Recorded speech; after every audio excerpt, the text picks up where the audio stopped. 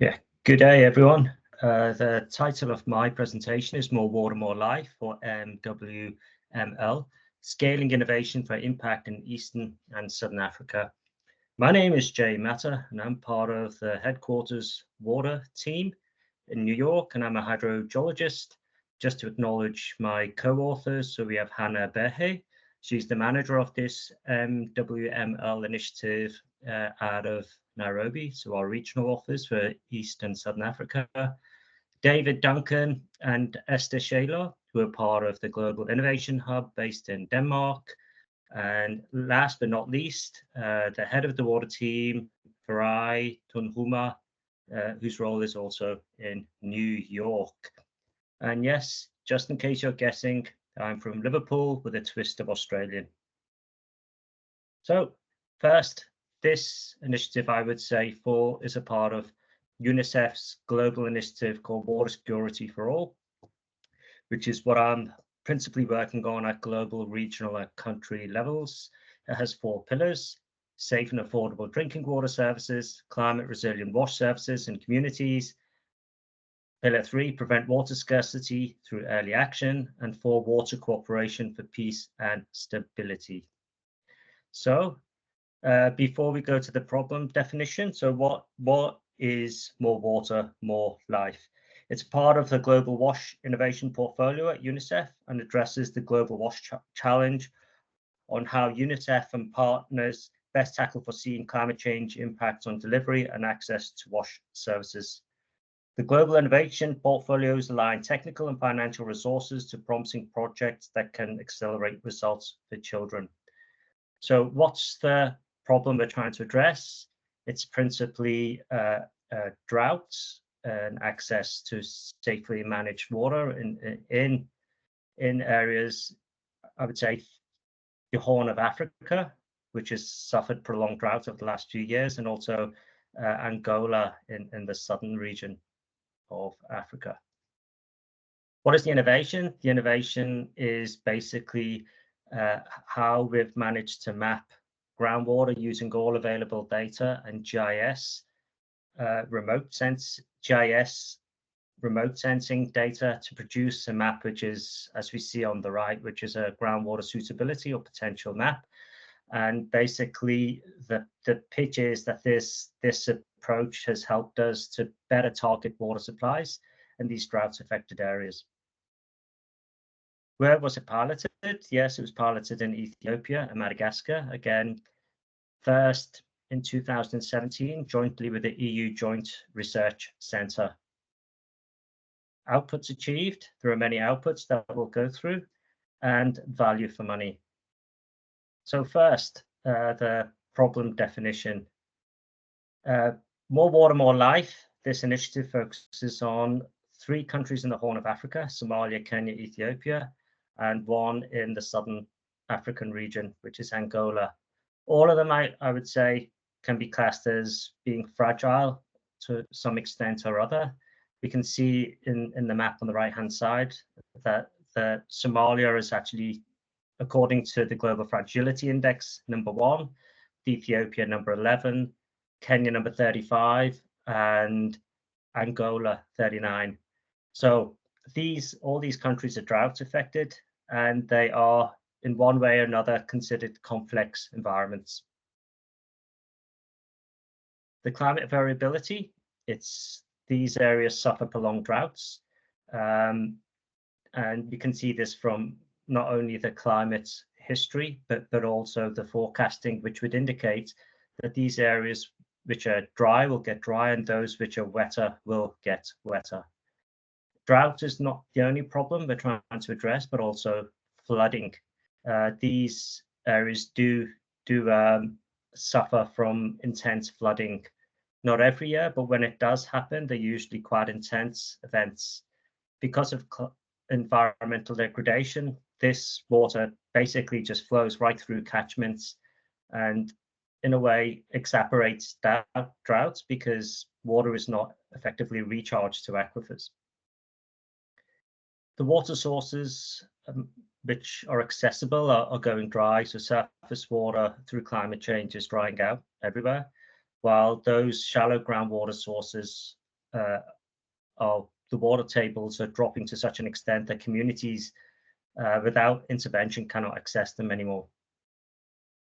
There is poor evidence in all these areas on groundwater. I mean, groundwater is a hidden resource, and that's why I'm the one giving this seminar or this YouTube, because I'm a hydrogeologist. So I'm assisting UNICEF in making the invisible visible. Coordination governance is almost non-existent with poor IWRM across the region. And of course, most of these are very complex settings. So internal and external and induced caused emergencies do not allow always durable solutions to be implemented. So what is the innovation we're talking about today?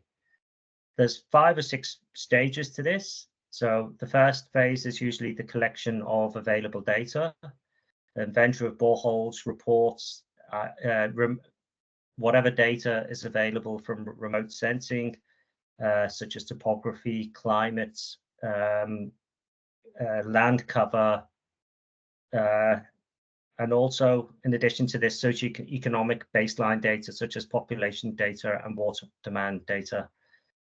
This data is fed into a GIS system where all the data is laid over each other and analyzed. This is a complex process. This cannot just be done by anyone, but what it does lead to is the areas to be downscaled a little bit, and where we can see there's going to be more potential to develop groundwater than others. So this, once we've downscaled, we then start our local studies, which are basically just your routine geophysical and hydrogeological studies of testing boreholes and drilling boreholes is undertaken. And then, of course, the final phase, if this is successful, is the design and construction of a water supply system. These water supply systems often offer multi-village and multi-use, because we're expecting that these boreholes actually tap into more productive aquifers and are more sustainable and suffer less from the impacts of climate change. So this approach has been piloted in Ethiopia. We see an example here where we can see that the success rates with drilling boreholes was less than 50% before the process, and was increased to almost or beyond 90%, resulting in 1.2 million people benefiting, of these 740,000 being children. So the key outputs over the 4 countries is that over 1 million square kilometers have been mapped in Kenya, Somalia, Ethiopia, and Angola. This equivalent to about 24 times the size of Switzerland. As we can see on the right-hand side, this is an example from Rwanda, which is not one of the countries, but higher and low potential areas are mapped. The benefit being that even hard to reach areas have been mapped, especially when security and access is concerned. This is a benefit of the approach. Design and drilling and test boreholes. So a lot of the boreholes which have been drilled so far can be 400 to 700 meters. So your typical less than 100 meter borehole, which has been very challenging, but through the process, we've managed to build capacity, not just of local hydrogeologists, but also drilling companies. Overall, there's better knowledge based on real evidence. Informed decision-making can now happen at the sub-national and national levels, and capacity of local drillers and hydrogeologists built. It's used by other UNICEF country offices, independent of this initiative, for example, Rwanda, Bangladesh, and now Madagascar. And it's accepted as a global approach now. So UNICEF, by demonstrating or piloting this, have made a global approach to produce groundwater vulnerability and potential maps. So value for money. You can see on this slide that a lot of the data actually is freely available or online. from remote sensing, so permeability from available geology maps, slope from SRTM or topography or digital elevation models, recharges inferred from both the permeability and also soil types, and of course climate, rainfall figures. Lineaments would come from both aerial photographs and also topography. Streams, again, inferred from topography, and land cover from different NDVI type images. This producing a groundwater suitability map, which is shown on the right. So the green, blue colors are where there's high potential, and the orange and red colors are the lower potential. So this groundwater suitability map is just an example again from Ethiopia. So, but there are many limitations, such as the enabling environments, capacity of the authorities, of universities, of even the private sector, of drilling companies to try and drill to these deep depths. The cost, of course, in some countries, the capacity to drill is not available, so it has to come across borders. There is then high mobilization costs versus the number of wells we can drill with the available budgets.